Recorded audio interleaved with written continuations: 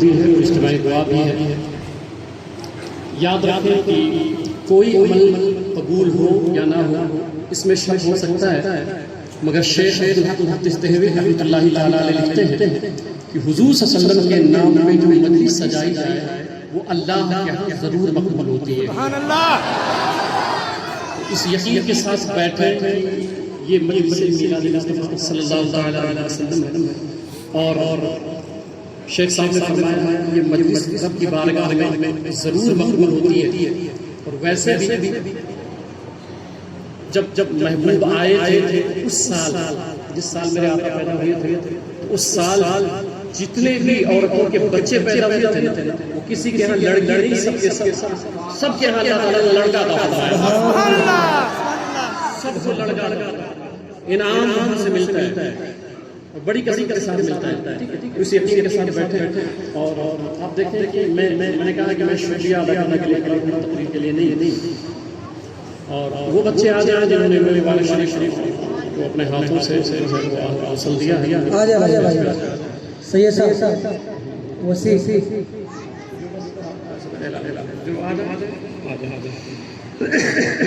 یہ وہ بچے ہیں. اتنا کافی ہے جو لوگ مبارک شریف کو مسلسل کیے تو وہ آگے اسٹیج کی طرف آ جائے. آپ دیکھیں کہ ہماری طرف آپ کی طرف جو ہماری وہ لوگ آتے ہیں. ٹھیک ہے ہماری طرف آپ دیکھیں کہ ہماری جماعت میں ایک بہترین اور آل رسول محترم مکرم علی جناب سید صاحب یہ تشریف ساتھی صاحب حضور صوفی صاحب یہ وہ لوگ ہیں جو مجھ سے بڑی محبت کرتے ہیں. میں آپ کو ایک بات بتاتا ہوں کہ ایک مرتبہ میرا مناظرے کا مسئلہ ہو گیا. کچھ گروپ والوں نے کہا کہ عالم صاحب سے مجھے چیلنج کر دیا اور آتے ہوتے تو سید صاحب کے دوست قاری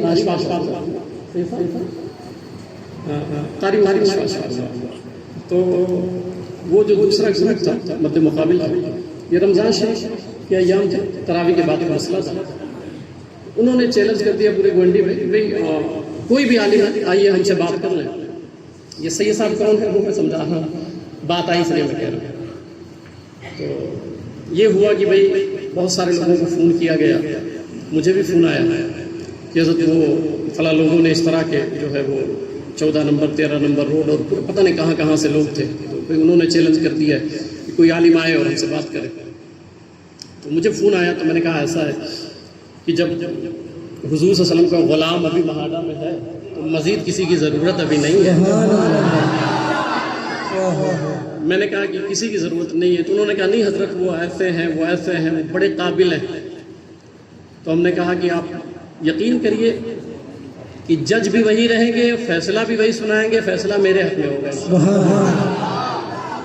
بہت سارے علماء میں آپ نام لے لیتا ہوں جس میں مفتی شاہد صاحب ہیں، مفتی محمد عارف صاحب اللہ ہیں، اور ضیاء ملت تھے، بہت سارے علماء. 26-27 یہ کہاں پہ ہو رہا تھا؟ یہ میرا خیال ہے وہ نرنکاری میں ایک وہ ہے چلہ، اس میں تو میں گیا. تو میں تو کہتے آج میں نے جو پہنا ہے نا، چونکہ محبوب کی آمد ہے تو میں نے کہا نہیں آج پہنتے ہیں. تو میں ویسے سادہ سمپل تھا اور میں گیا. تو میں نے کہا کہ ایک شرط ہے. اب ادھر سے بہت سارا پورا جم غفیر تھا. اب یہ میں سید صاحب کی وجہ سے یہ سنا رہا ہوں آپ کو، سید صاحب یہاں موجود ہیں اس لیے. بڑا جم غفیر تھا.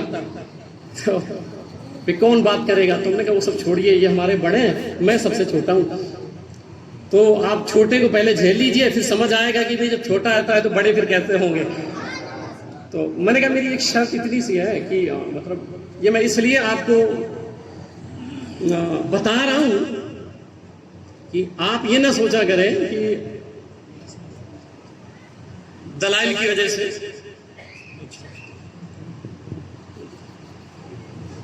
اچھا تو آواز تھوڑا بڑھا دیں بیٹا، اس کا آواز بڑھا دیں، ایکو کم کر دیں چلے گا تاکہ ادھر آواز جائے. تو وہاں جب میں پہنچا ہوں تراویح پڑھا کے، یہیں پہ تراویح پڑھا میں اور پھر چلا گیا. تو جب وہ گروپ کو یہ پتا چلا کہ مولانا اجمل آ رہے ہیں سامنے، تو ان کے دوست ہیں سید صاحب کے قاری اشفاق صاحب. تو انہوں نے کہا بھائی سامنے مناظرہ کون کرے گا؟ تو بولے وہ کسی کا نام اجمل ہے. تو بولے بس سب کے سامنے جانا، اس بندے کے سامنے نہیں جانا.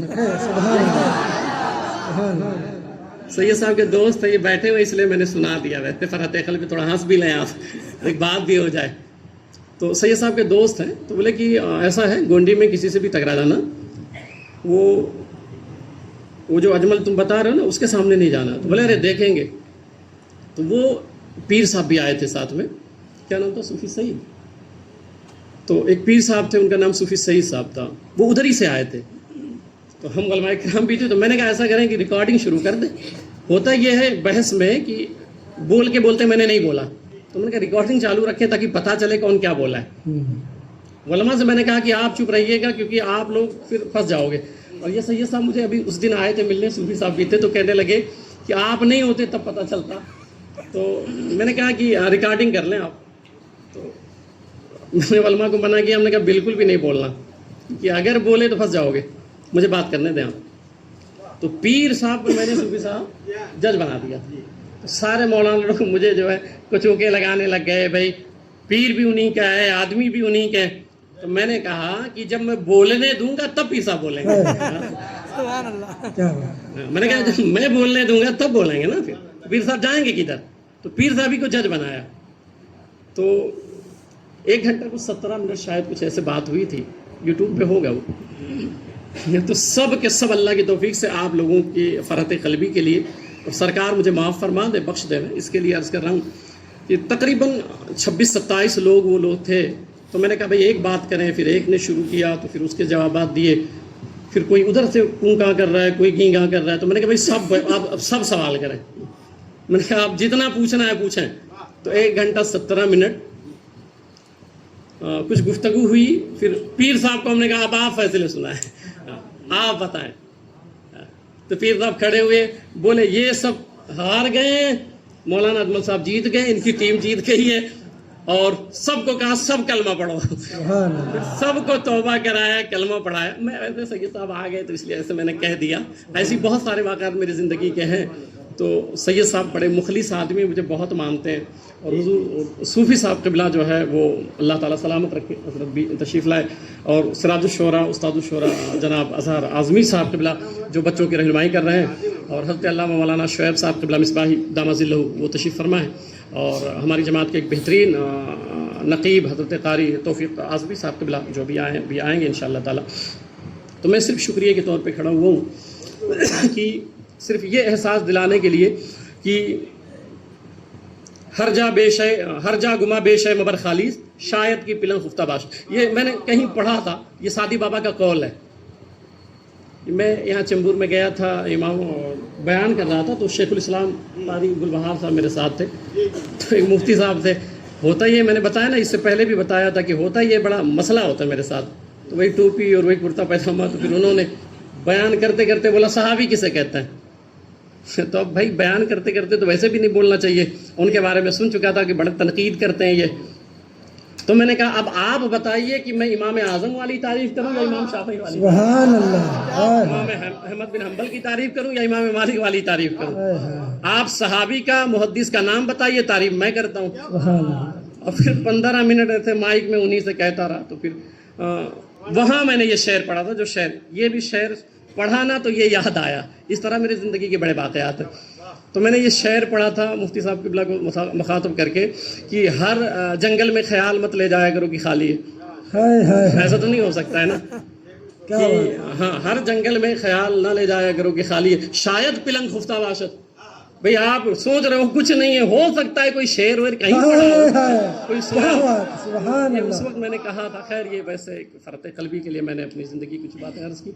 تو یہ علماء کرام ہیں. اور چونکہ وقت بالکل نہیں ہے، اور چونکہ حضور صلی اللہ علیہ وسلم کی یہ مجلس ہے، تاجدار کائنات صلی اللہ علیہ وسلم کی مجلس ہے، ہم لوگ جو کر رہے ہیں یہ کچھ بھی نہیں ہے.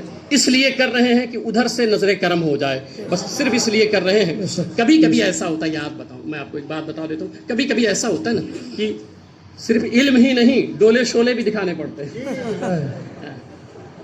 اب یہ میں حدیث سے ثابت کر دوں نا، پھر آپ ہنس پڑے تو یہ ہوگا بھائی ایسا نہیں. حدیث پڑھ دیتا ہوں، اللہ کا شکر ہے پڑھا لکھا آدمی ہوں. تو हुजूर सल्लल्लाहु अलैहि वसल्लम जो है उम्रा कज़ा करने जब आ रहे थे तो रुक गए। इससे पहले जब उम्रा करते थे ना तो पूरा एहराम पहने रहते थे। सुबह सब तवज्जो, आप इधर आइए ताकि आप दिखे मुझे। तो हुजूर सल्लल्लाहु अलैहि वसल्लम जो उम्रा करने कज़ा करने जब जा रहे थे तो हुजूर सल्लल्लाहु अलैहि वसल्लम को ये पता चला कि उधर कुफ़ार और मुशरिकीन मशवरा कर रहे हैं मक्का में।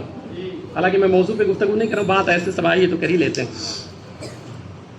कि मैं इसलिए कह रहा हूँ ना कि मतलब कभी इल्म दिखाना कब पड़ता है और कभी डोले शोले। ठीक है, तो आपको पता नहीं है सहाबा किराम में ऐसे डोले शोले वाले थे कि 200 काफिर सिर्फ डोले शोले दे के भाग जाया करते थे। सुभान अल्लाह। आपने पढ़ा नहीं, उबैदा बिन जर्रा जब ईरान लड़ने गए हैं और आपने अपनी कमीज उतारी है, सिर्फ डोले शोले देख के 200 काफिर भागे थे। तो मैं जब कोई बात करता हूँ उसके पीछे कोई लॉजिक है। ठीक है, मेरे पास, मैंने कहा ना मैं दलील नहीं देता हूँ, दलाइल देता हूँ। ठीक है, अल्लाह की तौफीक से, सरकार के नालैन के सदक़े में। तो हुजूर सल्लल्लाहु अलैहि वसल्लम जब आए तो पता चला कि उधर कुफार और मुशरिकीन कुछ जो है मशवरा कर रहे हैं कि भाई चलो अभी ताना देंगे, ये करेंगे वो करेंगे। तो इससे पहले सरकार ने कभी नहीं किया था। अब जो उम्रा करने जाओगे तो आपको पता होगा, आप क्यों ऐसा करते हो आपको पता भी नहीं होगा। आज बताता हूँ ताकि पता भी चल जाए। होता ये है कि 2 चादर रहती है, एक नीचे बांध लेते हैं तैबन की सूरत में और एक ऊपर बांधते हैं। जब ऊपर बांधते हैं ना तो ये दाहिना जो कंधा रहता है ना ये खुला रहता है। कभी आप देखेंगे ये हाथ के नीचे से निकालेंगे। ठीक है, दाएं कंधा, ये क्या है भाई, ये कौन सी इबादत है भाई? डोले शोले दिखाने की क्या कौन सी इबादत है? वो इसलिए हुआ ये कि हुजूर सल्लल्लाहु अलैहि वसल्लम ने कहा कि भाई कभी ऐसा करो कि अब चूंकि वो हमें ताना देंगे, मजाक उड़ाएंगे, तो ऐसा करो, सहाबे किराम के डोले शोले हैं तो ऐसा करो चादर नीचे से लाओ और ये डोले शोले दिखाओ उनको। ये वजह है ताकि एहराम पहनो तो आपको समझ भी आए ना कि ऐसा क्यों, कि पूरा ढक लेना चाहिए, वहां ये खोल लो, फिर नीचे से लो, ये डोले शोले दिखाओ। तो अब डोले शोले क्यों दिखाओ? इसलिए दिखाओ एहराम में ये इबादत है जो सरकार ने बताया, ये इबादत बन गई। इसलिए कि सरकार ने फरमाया हमें हमेशा जो है ऐसा नहीं कि रोना ही चाहिए, कभी कभी हमें जलाना भी चाहिए, कभी कभी हमें जलाना भी चाहिए। भाई जलेंगे कैसे? जब डोले शोले देखेंगे तो पता चलाना जलाना भी सुन्नते मुस्तफा है, जलाना भी सुन्नते सहाबा है। तो ये झंडियां लगाओ, कोई जले तो सुन्नत अगर झंडियां लगाओ कोई जले तो सुन्नत अदा हो रही है। ठीक है, जिन्होंने ये बात है अर्ज कर दी, हालांकि ये तकरीर नहीं है, ये मौजू नहीं है, मैंने शुक्राने के तौर पे खड़ा हुआ। इन तमाम उलमाए किराम का मैं बड़ा मशकूर हूँ, आप तमाम हज़रात का भी हूँ। और ये बच्चे अभी अल्लाह की तौफीक से आपको बताऊँ मैं कि इन्होंने जो है वो हुजरे सलात में जाके आज मुँह मुबारक शरीफ हुजूर सल्लल्लाहु अलैहि वसल्लम के बाल शरीफ जो है वो गुस्ल देने थे। फिर ये सारे बच्चे मेरे पास आए गुस्ल देने के बाद और चीख पड़े। आप ऑफिस में आते तो वो एक अजीब मंजर था, मैं खुद भी बहुत रोया, मैं फिर बेकरार हो गया और बड़ी इस तरह भी कैफियत हो गई बच्चों को देख करके कि मैं यकीन माने कि मैं अपने लिए कभी कुछ नहीं करता। मैं ये जो बच्चे हैं या आप जो है ना वो मेरे समझ लीजिए कि मेरी आखिरत है। मेरी ज़िंदगी का एक मकसद है कि मैं आपके दिलों में हुजूर सल्लल्लाहु अलैहि वसल्लम के इश्क का चिराग जला सकूं। ये मेरी ज़िंदगी का मकसद है। तो ये बच्चे आए और बहुत बिलक बिलक के रोने लग गए, बहुत ज़्यादा रोने लग गए और मुझसे रो के लिपट के जो है वो लिपट के और कहने लगे मुझसे कि हज़रत हम लोगों को इतना गुमान नहीं था कि आप हुजूर सल्लल्लाहु अलैहि वसल्लम के जिस्म से हमें मिला देंगे, हमें ये खबर नहीं थी। हम लोग आपकी सोहबत में आए थे तो ये सोच के चलो हुजूर के नारे लगाएंगे, मगर आज हम मतलब बहुत रो रहे थे लोग और कह रहे थे कि हज़रत बस आप मेरा साथ दीजिएगा। बहुत सारे इनके अल्फाज थे, वो मोहब्बत वाले थे सारे। तो कह रहे थे कि हज़रत इतना जल्दी हुजूर सल्लल्लाहु अलैहि वसल्लम के जिस्म मुक़द्दस को हम छू लेंगे, ये हमें खबर नहीं थी। ठीक, तो बताना ये चाहता हूँ कि अल्लाह का शुक्र है, ये वो महाड़ा है जिसमें आशिक़ान मुस्तफ़ा की पूरी एक टीम तैयार हो चुकी है जो हुजूर सल्लल्लाहु अलैहि वसल्लम से बेपनाह मोहब्बत करते हैं। अल्लाह इन बच्चों को सलामत रखे, आप सबको सलामत रखे। और चंद मारूज़ात हैं वो अर्ज़ कर दूँ मैं कि जुलूस के ताल्लुक़ से बहुत टाइम हो गया, बिल्कुल बहुत ज़्यादा वक्त हो गया। और जो लोग नहीं पढ़ सके हैं, वो तमाम बच्चे जो नहीं पढ़ सके हैं, जो मिसरा दिया गया था, तो अभी 2 बजे से हमारा दूसरा प्रोग्राम शुरू होगा, याद रखें। ठीक है, वो सुबह तक चलेगा इंशाअल्लाह ताला। ठीक है, तो वो जो नहीं पढ़ चुके हैं या जो शरीक होना चाहते हैं اس پروگرام میں وہ شریک ہو سکتے ہیں. میری مائیں بہنیں بیٹیاں بھی ہیں، اس لیے اس پروگرام کو جلدی ختم کیا جائے. ٹھیک ہے.